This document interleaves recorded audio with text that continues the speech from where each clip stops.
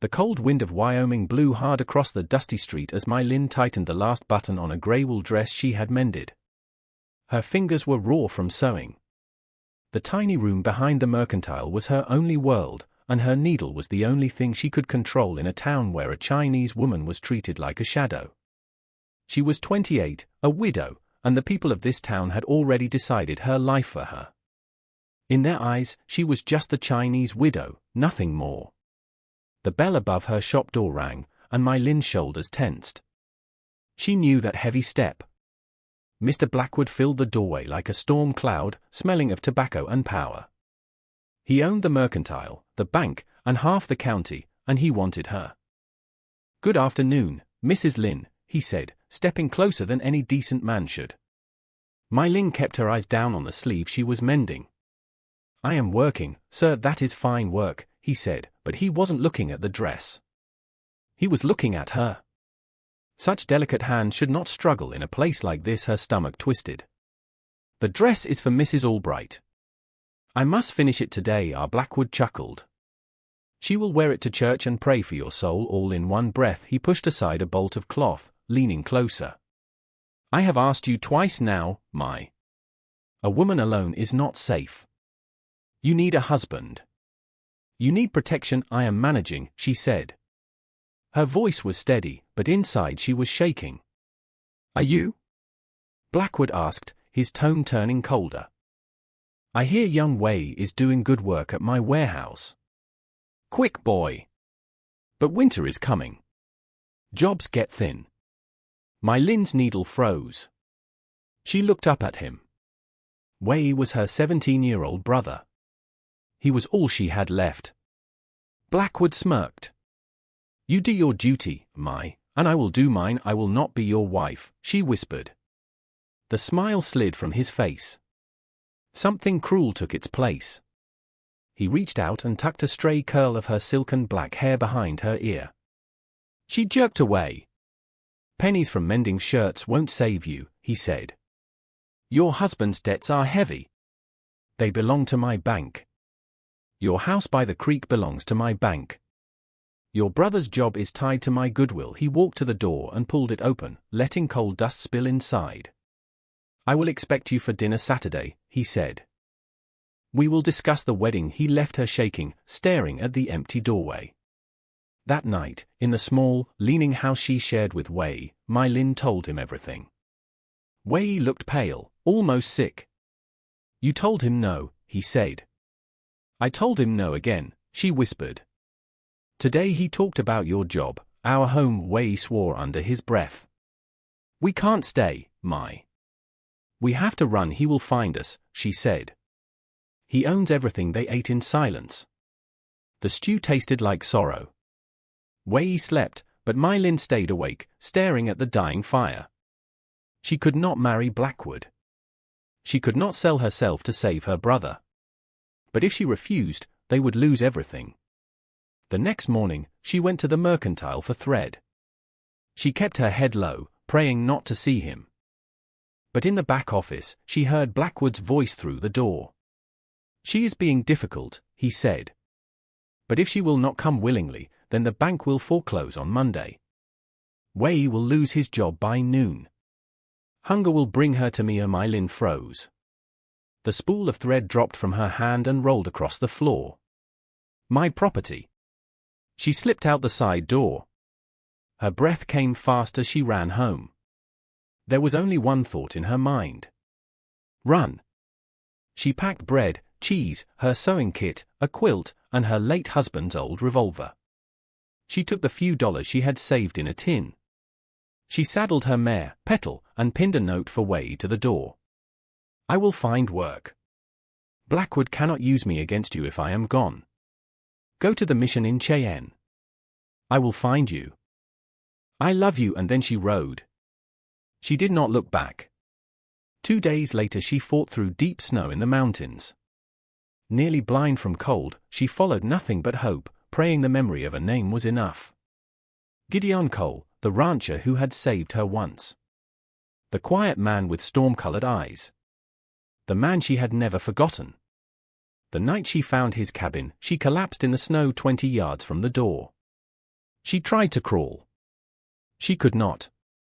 She whispered, "Please." But the wind stole the word. The door opened. A tall figure stepped into the storm holding a rifle. He stared at her for a long moment. Then he came forward, grabbed her coat, and dragged her inside. She gasped as warmth hit her frozen skin. He kicked the revolver from her hand. He looked down at her with cold grey-blue eyes she remembered from the stagecoach for years ago. "My Lynn," he said. It was not a question. He knelt beside her, his voice low and rough. "You are freezing to death," she tried to speak. "Blackwood." "Way, please." Gideon stood, tossed a heavy blanket over her, and turned to the fire. "I do not know who Blackwood is," he said. "And I do not want to know." My Lynn shivered under the blanket, her body shaking violently, her hope barely holding. She had made it to him, but he was not the man she remembered. He was hardened, scarred, and colder than the winter outside. She had run to the only man who once saved her life, but she did not know yet if he would save her this time. What if the only safe place left in the world was inside a cabin with a man who did not want you there? My Lynn woke slowly, her bones aching from the cold she had survived. She lay on a cot covered in thick furs, the warmth of the fire touching her skin. For a moment, she didn't know where she was. Then she saw him. Gideon Cole sat at a small table in the dim light, cleaning his rifle. His movements were steady, controlled, and distant. His face was rough with a beard, and a jagged white scar ran from his temple to his jaw. It changed him. It made him look older, haunted, and carved from the same stone as the mountain outside. "You are in my bed," he said without looking at her. "I expect you will be out of it by morning." My Lynn pushed herself up, her muscles trembling. "Thank you. You saved my life. I dragged you out of the snow," he said, snapping a metal piece into place. "The weather saved you, not me." Her heart sank. This was not the quiet protector she remembered. This man was shut tight behind walls built of loss and silence. She tried again. "I needed help. A man named Blackwood." "I do not want to know." Gideon stood and walked away from her, his tall frame blocking the firelight. "I live up here because I do not want company or trouble." "You brought both." Her hands trembled. "I cannot go back." "You will," Gideon said. "When the storm breaks." 2 days, no more." She stared at him. "He will kill me if I go back." "That is not my concern." But My Lynn was stronger than he expected. She stood on shaking legs, walking to the far wall where water dripped through a loose log. "Your roof is leaking. The chinking is failing." "I can fix it." He didn't turn. She pointed to his coat thrown over a wooden peg, its sleeve torn wide open. "Your coat needs stitching." "I can fix that, too." Gideon looked at her then, really looked. She was pale, bruised by cold, barely able to stand, yet ready to work. He shook his head. "I do not need a seamstress and I cannot go back to Mr. Blackwood," she said, her voice cracking. "He will find me. He will take me." The fear in her voice pierced something in him. He turned away quickly, hiding the struggle on his face. The wind screamed outside. Snow piled higher on the window. The mountain trapped them together whether they wanted it or not. "Fine," Gideon said at last. "You cook, you mend. You stay out of my way." And just like that, a fragile bargain was made. The storm did not break. 2 days passed, then another, then a week. Snow climbed up the cabin walls, turning the world white. Gideon rigged a rope from the cabin to the barn so he wouldn't get lost walking the 20 yards. Inside, the air was tense. He hunted during the brief lulls, returning with little more than frozen hands and the smell of pine smoke. She cooked what little they had. She mended his torn coat, his socks, his shirts. Each stitch was a plea. "Please let me stay." He spoke little. She spoke little. The silence pressed on them like the snow outside. One night, My Lynn dared to speak. "My husband, he was not kind," she said quietly, her hands working on a torn sleeve. He liked the saloon more than he liked his marriage. He left debts. Blackwood bought those debts. Gideon didn't look up, but he listened. He threatened my brother, she whispered. Way is just 17. He will lose his job. The bank will take our home. Gideon's jaw tightened. Towns are full of men like Blackwood. My Lynn hugged herself, staring into the fire. I had nowhere else to go. I remembered you. He looked at her for a moment, only a moment, then looked away quickly. 2 days later, he came home injured. Blood soaked the sleeve of his coat. He held his arm against his chest, his face pale. A wolf caught in a trap, he said tersely. It was not dead. My Lynn jumped from her chair. Sit down. Let me see. He tried to wave her off, but the pain forced him into the chair. She poured whiskey over the wound, and Gideon inhaled sharply, but he did not make a sound. This will hurt, she warned, threading a needle. Just do it. She stitched his flesh carefully, her fingers nimble, even as her own hand shook from fear and cold. His breath hitched once, just once, but he stayed still, watching her face inches from his. She smelled clean like soap and would smoke, and her touch was soft, too soft. When she finished, she brushed a stray lock of hair from her face. Her fingers grazed his skin. The touch was innocent, but it was enough to break the dam inside him. Their eyes met. The storm outside faded. The crackle of the fire disappeared. It was just her breath and his heartbeat pounding in his ears. Gideon leaned forward and kissed her. It was wild, desperate, a starving man finding food. She pulled him closer, her hand fisting his shirt. His mouth traveled to her neck. She gasped, her pulse racing, and then he froze. He ripped himself away from her as if burned. His chest heaved. His hands trembled. No, he rasped, backing away. I cannot. I will not. Gideon, you are scared. You are alone and he broke off, shaking his head. I will not be like him. He grabbed his coat and walked straight out into the freezing night, the door slamming behind him. Clara sat there in the firelight, trembling. The warmth of the kiss still burned on her lips, but the cold of his rejection crushed her. She curled on the cot and cried softly, believing she had ruined everything. Gideon stayed in the barn all night, sitting in the dark, drinking from an old bottle, trying to drown the desire he feared made him dangerous. He did not sleep. The next morning, he returned, smelling of whiskey and snow. He did not look at her. He did not speak. Days passed in silence so heavy it felt like another storm. Supplies dwindled. Hunger grew. Fear grew. On the 4th day, Gideon's frustration exploded, the silence snapping like dry wood. This is not enough food, he said harshly. You cannot stay. When the storm breaks, you leave. I cannot, My Lynn whispered. I do not care. His eyes flashed with anger, but underneath it was fear. Fear of losing control. Fear of becoming like Blackwood. What did you do to make him hunt you this far? What does he want so badly? My Lynn felt her heart break all over again. She lifted her head and whispered the truth. He wants me because of a contract, she said. A forged one. What contract? Gideon asked. The one that says I am the payment, she whispered, shaking. Me. He claims I belong to him. Gideon went still. He stared at her, confusion turning into horror. Then rage. Pure burning rage. He slammed his fist into the log wall so hard the tins on the shelf rattled. No, he said, breathing hard. No man owns another. It was a vow, a promise, a fire. My Lynn felt tears fall, but this time they were not from fear.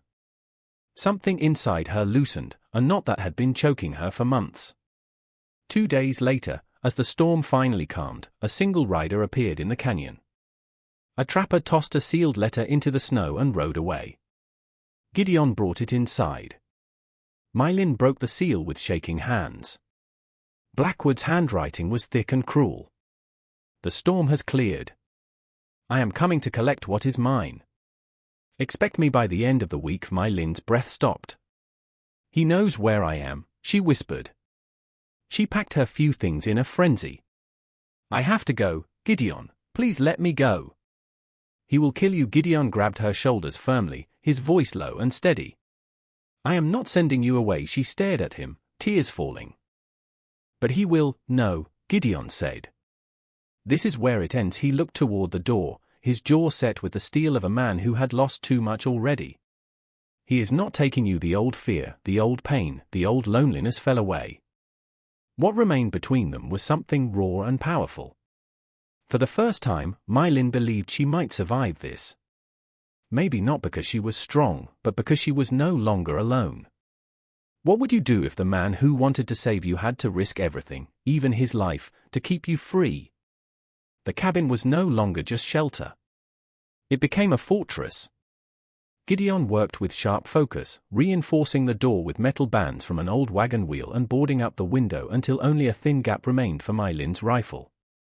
My Lin worked beside him, her hand steady now, not trembling, not afraid. They were partners, a team, ready for the fight neither had chosen, but both refused to run from. Snow fell heavy outside, thick and white, hiding the world. The cabin glowed warm with firelight. But inside their hearts, something stronger was burning. "You stand at the front window," Gideon said. "I'll take the door." My Lin nodded. "I won't let anyone hurt us." Gideon paused. He looked at her. Really looked at her. This was not the scared widow who had collapsed in the snow. This was a woman who had lived through storms worse than winter. She had lived through men like Blackwood. Now she stood with a rifle in her hands. He felt something deep and aching rise in him, a kind of awe, a kind of love. But there was no time to speak it. Because that night, the sound they had been waiting for came. Slow, heavy footsteps in deep snow. Horses, men. A voice booming through the white darkness. "Cole. I know you're inside. Send out what belongs to me." "Blackwood." My Lin gripped the rifle, her breathing tight. Gideon's face turned to stone. "She doesn't belong to you." Gideon shouted back. Blackwood laughed, a low, ugly sound. "Everything in this valley belongs to me, and she is the last debt I intend to collect." Another man rode forward with a torch. "Burn the barn," Blackwood ordered. "Smoke them out." "Take what's mine." "No," My Lin cried. She rushed forward, but Gideon grabbed her arm. Then everything happened fast. Gideon burst out the door, shotgun raised. He fired a warning shot into the air. Snow exploded around the riders. Horses bucked. One man fell, clutching his leg. Gunfire crackled back at the cabin. Bullets punched holes into the logs. Gideon dove behind the woodpile. My Lin dropped to her knees at the window slit, lifting the rifle with shaking hands. She spotted a man slipping to the side, leveling his gun at Gideon from behind. Her breath froze. "Breathe out. Squeeze." She fired. The man fell into the snow. Her hand shook so badly she nearly dropped the rifle. She had never taken a life before, but she had saved Gideon's. The barn caught fire. The flames rose fast, spreading through the dry hay. Horses screamed inside. He blasted out into the snow. Blackwood, seeing the chaos, dismounted and ran, not toward Gideon, but toward the cabin door. He kicked it open and grabbed My Lin by the arm. "You will learn your place," he snarled, dragging her toward the burning barn. Smoke choked her lungs. Heat seared her skin. She struggled, crying out for Gideon. But Blackwood's grip was iron. Then a shape burst through the fire. "Gideon!" He did not hesitate. He grabbed Blackwood, ripping him away from My Lin. The two men crashed into a stack of hay. Blackwood swung wildly. Gideon's fists hit harder. "You will not touch her!" Gideon roared, his voice filled with all the pain of his past, all the rage of seeing My Lin hurt, all the fury he had held inside for years. Blackwood staggered back, reaching for a pitchfork. Its sharp prongs gleamed in the flames. He lunged. Gideon dodged as the roof above them cracked with a loud groan. Smoke and sparks rained down. Blackwood stumbled, lost his footing, and fell backward onto a broken beam. Silence, then a wet gasp. Blackwood was still. The fire roared around him. Gideon! My Lynn screamed. The roof was coming down. Gideon grabbed her and ran, pulling her through the flames. A burning rafter crashed behind them as they stumbled out into the snow. They fell side by side, gasping for clean air. Snowflakes melted on their scorched clothes. They had survived. For days afterward, the cabin filled with smoke and silence. The world felt strange and too bright. Gideon treated my Lynn's wounds with gentle hands. She treated his burns with soft cloth. They mended each other quietly. Then the riders appeared on the ridge. A posse from town. My Lynn's breath caught, afraid they would drag Gideon away. But Gideon stood tall. "I'll tell the truth," he told her. In town, people stared and whispered. My Lynn was locked in a church room. Gideon was put behind bars for his own safety. The inquest was packed with townsfolk who once turned their backs on my Lynn. Mrs. Albright stood first, wagging her finger, calling my Lynn a fallen woman, a foreign temptress, a liar. My Lynn's vision wavered with humiliation. Then the judge called Gideon forward. He spoke clearly, boldly. "She ran because he claimed she was his property," Gideon said in a low, firm voice. "He tried to take her by force. He hit her. I saw the bruises." Gasps filled the room. "She fought for her life," he continued. "And I stood with her. She is no criminal. She is the bravest woman I have ever known." My Lynn's eyes filled with tears, not of shame, but of relief. Then something unexpected happened. The town turned. Young Ben, the blacksmith's boy, stood and told how my Lynn had mended his coat for free. The mercantile owner spoke next, then a ranch hand, then a miner.